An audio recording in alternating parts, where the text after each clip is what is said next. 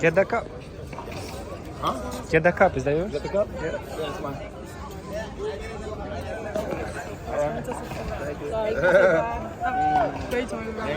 Thank you. Easy, please give us a summary.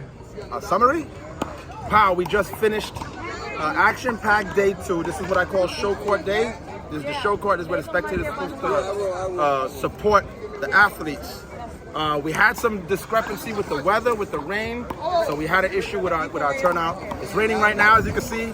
But as a summary, we had some brand new flavor enter the division and show what they're capable of. One of those guys with the flavor, with the sazon, got the MVP. His name is Thor.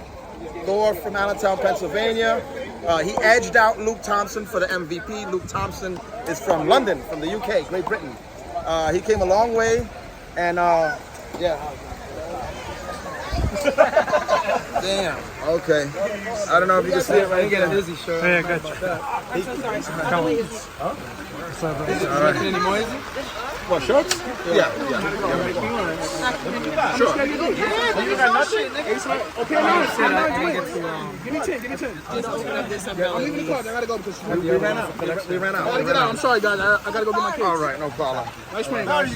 Sorry, Georgie. You're gonna have to do some editing. Hate you. All right, thank you. Still sleep in the rain. All right. This one's not gonna stop. Carlos said it was coming. All right, you can edit all this blank out, Yeah, right? I got 5. You gotta give me back that check. You move in. Yeah, I got 5. All right, so as I was saying before, Luke Thompson came a long way. In the bracket, I noticed that Oscar Ciodia was going to be an obstacle for Luke. So I was really interested in seeing who's kind of the best or the better one-wall player from not New York, right? Is it going to be Luke or Oscar? Luke came out ahead in that, but I know Oscar has the mentality of a champion. So I was really interested in that. Luke went on. These girls, they make me so happy. All right. So Luke went on throughout the day to ultimately have a controversial situation with Taiwan. Last year's U.S. Open champion. A lot of controversy behind it. We're going to hear a lot about it on the internet. I'm going to get such a whipping from the community. They're going to beat me bad. But, I'm a glutton for punishment. And I don't want peace. I want problems, always.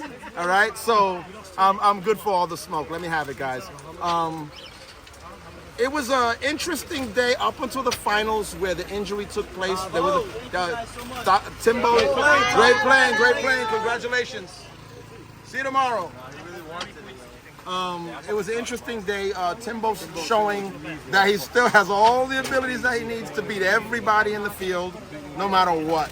Today he got injured at some point. I don't know if it was during the game with Dave Velez or it was after the game, but he notified me that he had some kind of cramps and he needed something, and I didn't have it. I have mustard, but by the time I got him the mustard, he said it's too late. He's already too deep in the game. There's nothing I can do about it. But he kept, and that's the thing about Timbo. This guy fights, and he fights. And that's inspiration. I think that's a big inspiration that he could just he's multiple times. Last year he did the same thing. He was down. He fought this year. There's an injury from 0-0. And he didn't. That's why I said in the exit ceremony, I said you take the man out of the door, but you don't take the guy. He fights. He keeps going. And Tavo knows that. So even though Timbo can't move, Tavo doesn't stop. He doesn't take it easy. He keeps going because he knows that Tavo's been through this before. Tavo's got point game against Timbo and Timbo breaks his hand. And he got one hand. And Tavo took his foot off the gas and Timbo beat him to take the king of the courts. So Tavo's experienced this before, so Tavo didn't stop. So Tavo was really sad. He was really depressed about last year not being able to even make it to the finals of the U.S. Open. And so this was a year in waiting for him. This was a big deal. He missed out on the king of the court. He got $10,000 now. So he got a nationals, skipped the beat. He's $10,000 richer. This should be something good for him right now, and maybe he can parlay it into more good things. You know what I'm saying? But it's definitely going to be. Thank you, Sheena. It's definitely going to be a big moment for his confidence. He's going to believe in himself in a deeper way than he's ever believed in himself before. There's times when he knows he's really good, and he says he's really good, but he knows he has to fight off guys that names supersede him. Taiwan Cook, Timbo. Those names are those are bigger names because those guys are worldwide. Taiwan is a world champion. Timbo's a world champion. Tavo's not a world champion. Tavo's a New York City champion. He's the citywide champion. But a win like this is a U.S. Open. This is a high-caliber event. This is going to boost his mindset about how good he is and him being the man to beat for a long time coming from here. Izzy, what's your vision for the handball in the future? Vision? I'm trying to keep the roof over my head. You think I got visions? I think you do. My visions, well, what we got going on, I think that we really need to implement the youth into the game, right? So I'm targeting the youth. And next year, I'm reallocating some finances, some funds from another project that I had, and I'm doing a Basque tour in the Basque region of Europe. We're doing a 4-stop tour next year. So Impact Pro is going to be collaborating with One Walk Cluba, right? That's One Walk Club in English, right? And we're coordinating a 4-stop tour for the entire Basque region because the Basque region has 100 to 1 more handball players than we have in America. So when you get a tournament like King of the Courts, U.S. Open, and you get a lot of spectators, it's like nothing compared to the Basque region. You're talking about 2,000, 5,000, 7,000 people in the crowd that play their version of handball, right? So in America, the pastime sport for America is baseball. In the Basque region, the pastime sport for the Basque is handball. It's handball. That's their local. That's their sport. That's what they do. That's the pastime sport. It's just that their handball is different than ours. But the thing is, if we get those people to participate in our game, it takes them 45 minutes to put their glove on. 45 minutes to get their hands ready to play the game. With us, you can just walk on the court and play. And that's something that a lot of those guys appreciate. They're very traditional. We're going to try to market and promote our game to the Basque region first, because if we can get 7,000 people in one little area to take part in our game, then you're going to see a huge difference on some level. The last stop of the Basque Tour stop, we're coordinating with Dan Grant to make that part of the Euro Tour. So it's going to be a 4-stop, and one of them is going to be plugged into the Euro Tour. So the Euro Tour is going to have an extra stop on it. And like I said, we're reallocating some funds from another project to implement that whole year's supply of that. After that, we're going to try to do a world tournament. So, to me, a world tournament is not a world tournament unless you have a lot of people there, right? So I don't like this 1,000 people. I don't like 1,000 people. That's nothing to me, right? I want 10,000 people. So by 2025, I'm looking at least 3,000, 4,000, 5,000 people in a single world tournament place for Big Ball to have the proper respect due for a world tournament, and then to have the proper money. 50,000 first place, 100,000 first place, and we're talking about in 2 years. We're not talking about a million years down the road, all right? So like I said, this year, if we got 150 players, next year this tournament would have been 15,000. We were 15 guys away from that. Now, mind you, we got 135 entries for this tournament, and the vast majority of active B players did not play in the tournament at all. If we would have got the regular guys that play in the B tournaments here this weekend, we would have hit the 200 mark, and next year this tournament would have been 20,000. Right? And next year it wouldn't have mattered who showed up. 30 people could have showed up. It would have still been 20,000 next year. But, the heart of the new generation is in question right now, and we're going to be doing a lot of, me and Alan and me and Timbo and me and Taiwan, we're going to be doing podcasts on the lack of heart in the new competitor in handball. It's something that needs to be spoken about because it's a real problem. It's a testament to the lack of testosterone in men today, in civilization, in society right now. There's a lot of people on their cell phones playing video games, and they're kind of just like couch potatoes, taking up this sport as a hobby, and they want to be champions of the C division. They want to be champions of the B- division. They want to be a champion of never winning shit division. That's what you guys are. You're champions of never winning shit. So now when there's something here to win and you guys don't have the heart, you guys are not the hunters, podcasts need to be done about that. And so that stuff is coming.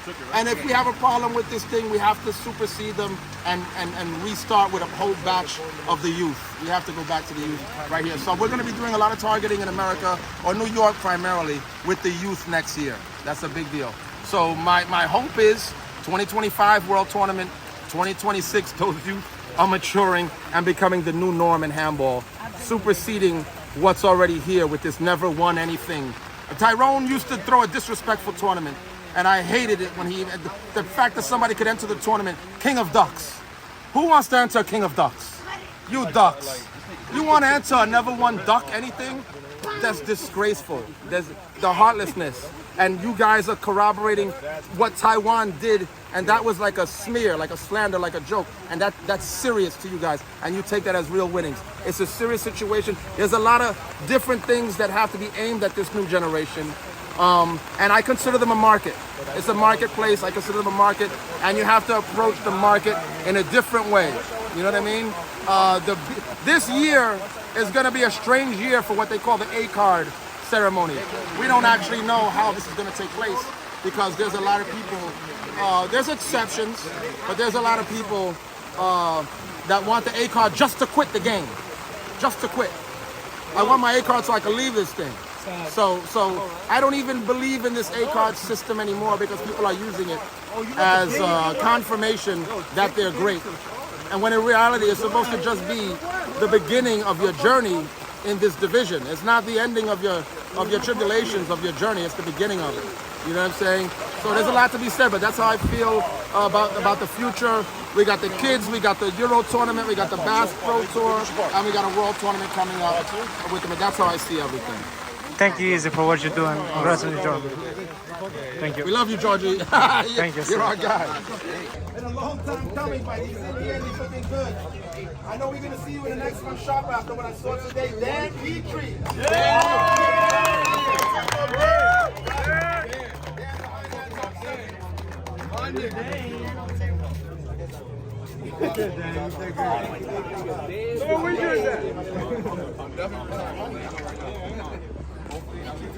Win or lose, he's always looking good. Deep Bush is number 6 right now. Soldier of Fortune. I got fair? Am I losing position? Number 5. This one is my heart. Number 5. Dan. How do you play about this? Dan. Kim wants to put I'm the best of my year. It's going to be a whole internet conundrum. The best of my between the year. whole community. Taiwan Cook.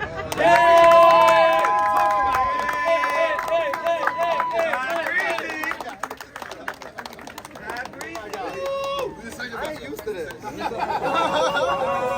Throwing his shade. That's the tears. 3 nationals, you gotta be second. After the king. 3,000 miles away and then some. Team UK's Luke Thompson.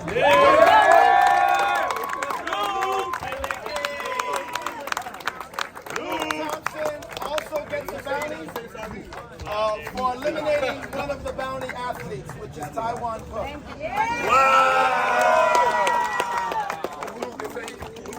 Courtesy of Dallas Bale.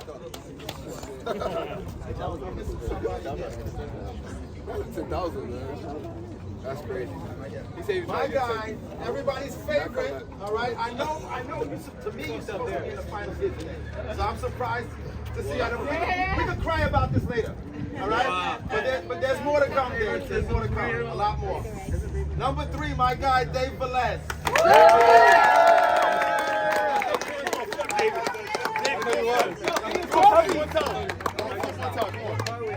You're not going to come wheel? That's crazy. I accept all donations if you want to donate. That's crazy.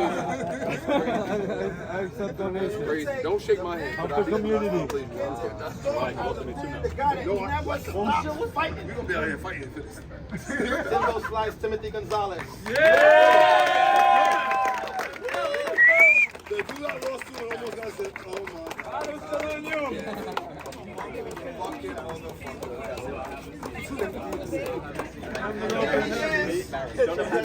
didn't miss a beat. He didn't miss a beat. He waited a whole year for this. I know this was deep in the heart of you from last year.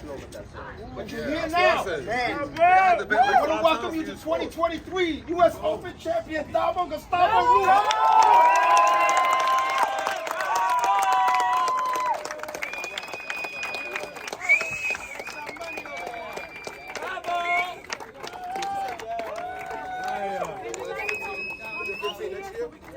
Yo, can you give the guy his trophy though?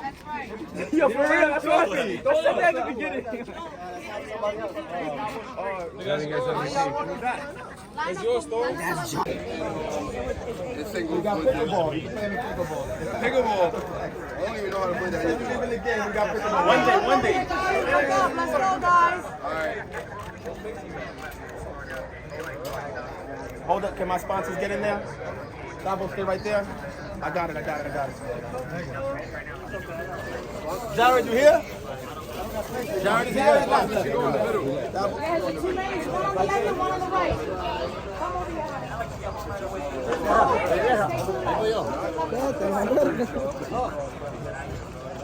All right, that's New York City Car Rentals, AQ, supporters of Big Ball Handball. Can I get a hand for them?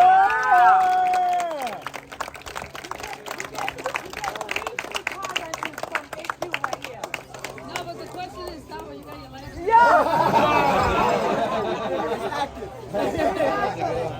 She got you, all right? All right, everybody, I want to thank you all for coming out to the U.S. Open 2023. It was a hell of a show, and I'll see you all next year, 2024.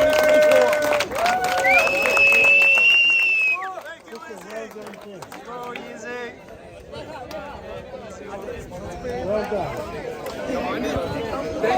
Thank you for sponsoring us. Thank you for sponsoring us. I'll clean one too. Especially this handshake. Sergeant, that's what I'm talking about, Sergeant.